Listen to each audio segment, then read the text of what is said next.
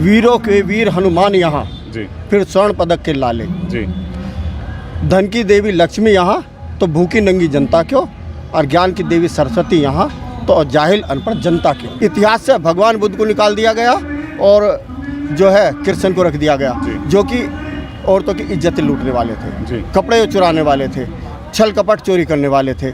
इतिहास से राष्ट्रपिता ज्योतिबा फुले को निकाल दिया गया, राष्ट्रपिता महात्मा गांधी को रख दिया गया, ज्ञान की देवी सावित्रीबाई फुले को गायब कर दिया गया, सरस्वती आज तक ये बताइए कि किस स्कूल में पढ़ी है, कौन से स्कूल से कौन सी डिग्री ली है। हमें कहते हैं आप अनपढ़ रहो, रैलियों में जाओ, मंदिरों में जाओ, घंटा बजाओ, परंतु उनके खुद के बच्चे विदेशों में पढ़ते हैं। देशराज जी, तथागत गौतम बुद्ध चमत्कार क्यों नहीं दिखाते, वो बताएं, सारे देश के लोग जानना चाहते हैं।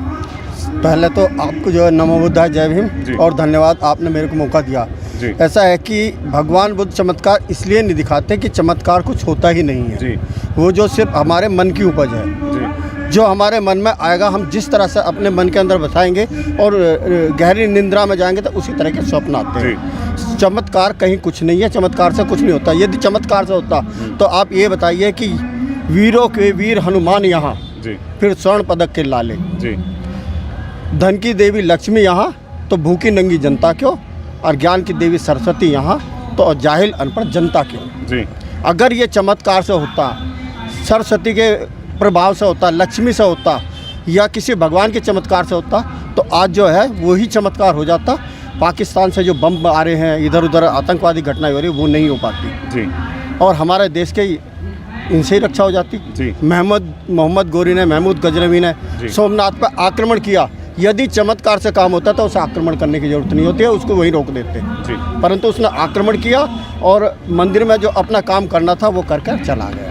तो क्या फ़र्क है बुद्धिज़्म में और सनातन धर्म में, वह बताएं। ऐसा सनातन धर्म जो है भारत का प्राचीन धर्म है, जो मूल निवासियों का था, परंतु उसको जो इन्होंने चुरा लिया है, जो आर्य संस्कृति बाहर से आई है उन्होंने, हाँ, जो सत्य पर आधारित था, जिसका स्वास्तिक चिन्ह था। और जो बुद्ध धर्म है वो भगवान बुद्ध के समय का बुद्धि पर आधारित धर्म है, जो वैज्ञानिक धर्म है, और सीधा ये कहता है कि पहले समझो, सुनो, पढ़ो, लिखो, समझो, फिर अपने अनुभव पर उतारो, और सही लगे तो मानो, नहीं तो छोड़ दो। आप लगातार बुद्धिज़्म की बात कर रहे हैं, बुद्धिज़्म के अंदर भी उतना ही ढकोसला है जितना सनातन धर्म है। अगर आप ऐसी बात करते हैं तो वहाँ पे भी धूप बत्ती अगरबत्ती होती है और गौतम बुद्ध के उसमें भी धूप बत्ती अगरबत्ती होती है।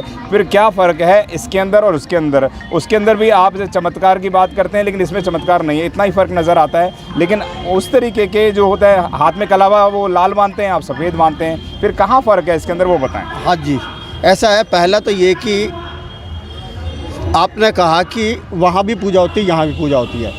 पूजा होती है मंदिर में, जहाँ पूजा होती है, पूजा में प्रार्थना की जाती है, और प्रार्थना में जो रिश्वत दी जाती है और अपने लिए कुछ ना कुछ मांगा जाता है। परंतु हम जो है पूजा नहीं करते, नमन करते और नमस्कार करते, सम्मान प्रकट करते, और जो आदर्श है, वैज्ञानिक सिद्धांत, उन पर चलने के लिए जो है शिक्षा ग्रहण करते और संकल्प लेते कि हम जो वैज्ञानिक आधार पर कार्य करेंगे। बौद्ध धर्म में यही है कि बुद्धि के अनुसार करेंगे, वैज्ञानिक तथ्य के आधार पर, ना कि अंधविश्वास के आधार पर। और दूसरा, अगरबत्ती मोमबत्ती का बताया, अगरबत्ती मोमबत्ती के बिना भी हम जो है वंदना कर सकते हैं, नमन कर सकते हैं। ऐसा कुछ नहीं है, किसी सम्मान आदमी को नमन करने में जो किसी का नहीं जाता। आप स्वतः सोचो कि किसी भी आदमी के सामने हमारा दुश्मन भी है, अगर हम हाथ जोड़कर नमस्कार करेंगे झुक के, तो स्वतः ही उसका आशीर्वाद के लिए हाथ उठ जाएगा। बहुत सुंदर आपने बात बोली, किसी को भी नमन करेंगे तो स्वयं ही उसका आशीर्वाद के लिए हाथ झुक जाएंगे। लेकिन एक बात बड़ी अहम है यहाँ पर भी कि आज पूरी देश के अंदर, दुनिया के अंदर जो सबसे ज़्यादा माना जाता है बुद्ध धर्म को माना जाता है, लेकिन भारत के अंदर क्यों इतना प्रचलित नहीं है बुद्ध धर्म? ऐसा है, भारत में जो पहले प्रधानमंत्री हुए थे और पहली सरकार हुई थी, उन्होंने जो भारतवर्ष को अंधेरे में धकेलने की कोशिश की है। उन्होंने कभी भी ये नहीं कहा कि मीडिया है, टोटल मीडिया को कहा कि आपने जो भी प्रचार करना है मीडिया के माध्यम से, सीरियल बनाने, फिल्में बनानी, तो ऐसे बनाओ लोग बाग अंधविश्वासों में फंसे रहे और हम अपनी राजनीति करते जाए। कोई भी समझने की कोशिश नहीं करेगा क्या चीज़ क्यों है। अगर हम समझेंगे नहीं तो कैसे, आग का स्वभाव है जलाना और जलना, यदि हम आग के अंदर आग डालेंगे तो जलेंगे ही। और दूसरे वो हमें यही कह रहे कि आप आग के अंदर जाओ, हमें कहते हैं आप अनपढ़ रहो, रैलियों में जाओ, मंदिरों में जाओ, घंटा बजाओ, परंतु उनके खुद के बच्चे विदेशों में पढ़ते हैं। जब उनके बच्चे विदेशों में पढ़ते अफसर और बड़े अधिकारी और अच्छे पदों पे, तो वो जाएंगे, हम कैसे जाएंगे जब हमारे बच्चे पढ़ ही नहीं पाएंगे। पढ़ेंगे सरकारी स्कूल में, पढ़ेंगे सरकारी स्कूल में भी शिक्षा इतनी महंगी हो गई है कि आज की डेट में कोई पढ़ नहीं सकता, तो कहाँ से जाएंगे, कहाँ करेंगे। तो इसीलिए जो सरकार है और हमारे सरकार के नुमाइंदे हैं, उन्होंने जो भी काम किया शुरू से आखिर तक, फिल्म बनाना हो, सीरियल बनाना हो, सारा का सारा ये कि पूरे समाज को अंधविश्वास में धकेलने की कोशिश करी। भगवान बुद्ध और बाबा साहब ने वैज्ञानिक धर्म समझाया और विज्ञान की शिक्षा दी, परंतु उन्होंने ये नहीं बताया कि भगवान बुद्ध ने जो ये कहा कि इतिहास से भगवान बुद्ध को निकाल दिया गया और जो है कृष्ण को रख दिया गया, जो कि औरतों की इज्जत लूटने वाले थे, कपड़े चुराने वाले थे, छल कपट चोरी करने वाले थे। इतिहास से राष्ट्रपिता ज्योतिबा फुले को निकाल दिया गया, राष्ट्रपिता महात्मा गांधी को रख दिया गया, ज्ञान की देवी सावित्रीबाई फुले को गायब कर दिया गया, सरस्वती आज तक ये बताइए कि किस स्कूल में पढ़ी है, कौन से स्कूल से कौन सी डिग्री ली है, उन्होंने क्या शिक्षा के लिए कार्य किया।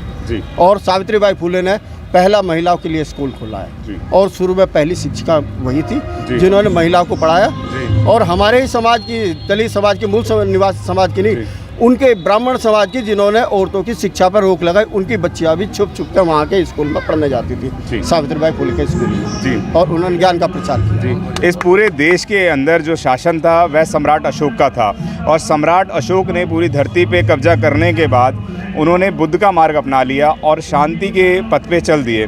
इस नोट के ऊपर भी सम्राट अशोक का जो धम्म चक्र होता है वह मिलेगा आपको। इतनी उपलब्धियों के बाद भी जो सम्राट अशोक का पूरा देश पे साम्राज्य था, और फिर कहाँ बुद्धिज़्म लुप्त हो गया वह हमें बताएं। सर वही तो मैंने बताया है कि पहला तो जो है पुष्मित शुंग के बाद में जो अटैक हुआ है, तो एक भिक्षु का सर लाओ, 100 स्वर्ण मुद्रा ले जाओ, वहाँ से नष्ट किया। कुछ भिक्षु विदेशों में किसने करा? ये पुष्मित शुंग जी, हाँ, पुष्मित शुंग राम ने किया था वैद्यरथ की हत्या करके, और उसके बाद में वो तो चला गया, उसने नष्ट करने का काम किया। उसके बाद जो हमारी यहाँ सरकार बनी आज़ाद भारत की, उन्होंने भी यही काम किया है कि इसको पूरी तरह नष्ट किया जाए, और उन्होंने यही किया। कारण है कि आज की सरकारें, मौजूदा सरकारें बुद्धिज़्म की तरफ ध्यान नहीं देती हैं, क्या कहेंगे? देखो ध्यान क्यों नहीं देती है, क्योंकि उन्हें अपनी रोटी सेकनी है, उन्हें अपनी राजनीति करनी है। उन्हें यदि वो बुद्धिज़्म की तरह ध्यान देगी तो उन्हें पता लग जाएगा कि ये लोग जागरूक हो रहे और समझ जाएंगे, तो फिर हमारी गुलामी कोई नहीं करेगा और अंधविश्वास पर कोई नहीं रहेगा। इसलिए जो है वो इसको बढ़ाने नहीं देना चाहती, तो प्रचार टीवी के माध्यम से और मीडिया के माध्यम से, फिल्मों के माध्यम से ऐसा ही कर रहे हैं कि अंधविश्वास बढ़े और जो बुद्ध धर्म है वो खत्म हो। धन्यवाद। अगर आपने अभी तक हमारा चैनल सब्सक्राइब नहीं किया है तो सब्सक्राइब करें और घंटी का बटन बिल्कुल भी दबाना ना भूलें, ताकि सभी लेटेस्ट खबरें पहुंच सकें आप पे सबसे पहले।